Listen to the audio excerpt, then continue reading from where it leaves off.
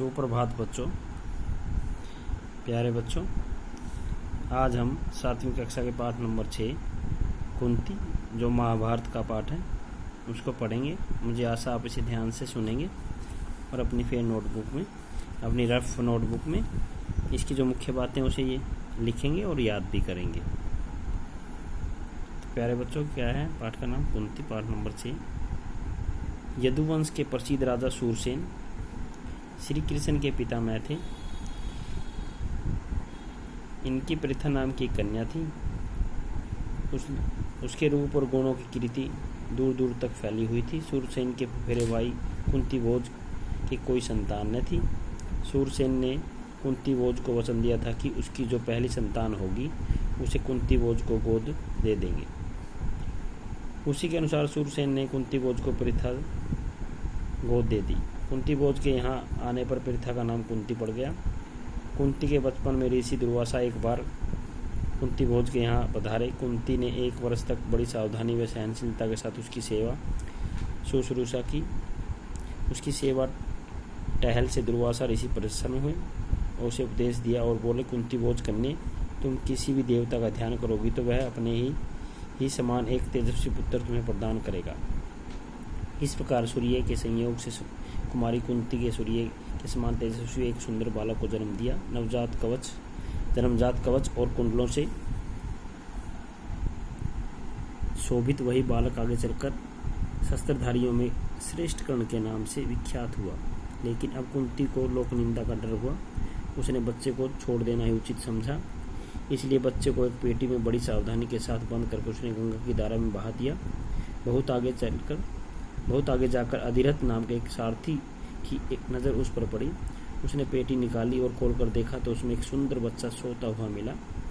अधिरथ निसंतान था। बालक को पाकर वह बड़ा ही प्रसन्न हुआ।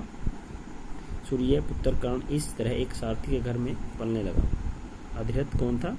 जिन्होंने कर्ण को पाल पोस के बड़ा किया था। वो क्या थे? एक सारथी थे। ये मुख्य बातें हैं इसकी।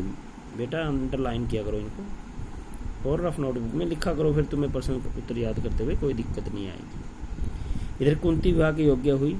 राजा कुंती भोज ने उसका विवाह स्वयंवर रचा। उससे विवाह करने की इच्छा से देश विदेश के अनेक राजकुमार स्वयंवर में आए। हस्तिनापुर के राजा पांडु भी स्वयंवर में शरीक हुए थे।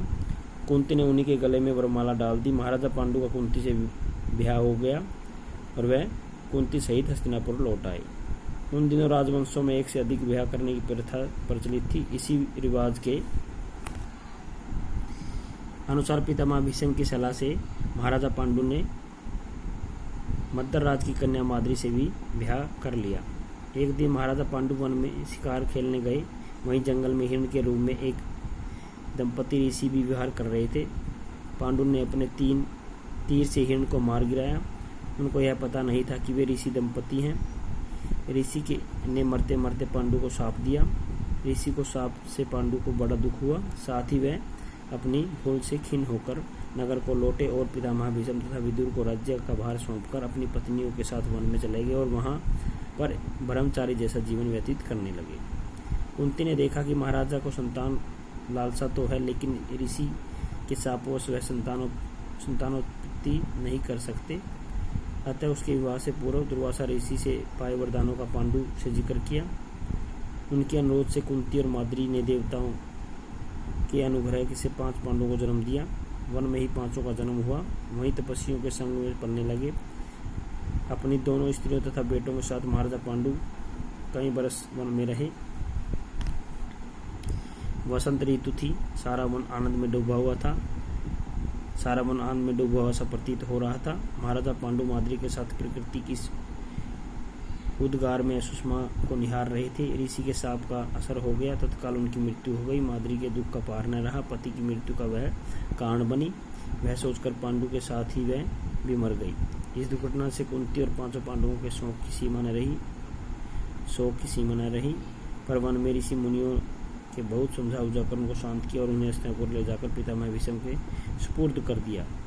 युधिष्ठिर की उम्र उस समय 16 वर्ष की थी। युधिष्ठिर की उम्र कितनी थी जब वो हस्तिनापुर वापस आए? 16 वर्ष थी। ये प्रश्न बनते बेटा।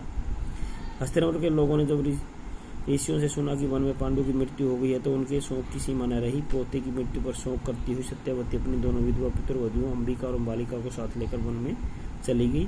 तीनों वृद्धाएं कुछ दिन तपस्या करती रही और बाद में स्वर्ग सिधार गई। अपने कुल में जो छल प्रपंच तथा अन्याय होने वाले थे उन्हें न देखना ही संभवतः उन्होंने उचित समझा। तो प्यारे बच्चों, ये पाठ नंबर 6 था, वो समाप्त हो चुका है और मुझे आशा आपने इसे ध्यान से सुना होगा और इसके जो मुख्य बिंदुओं ने पेंसिल के साथ अंडरलाइन भी किया होगा।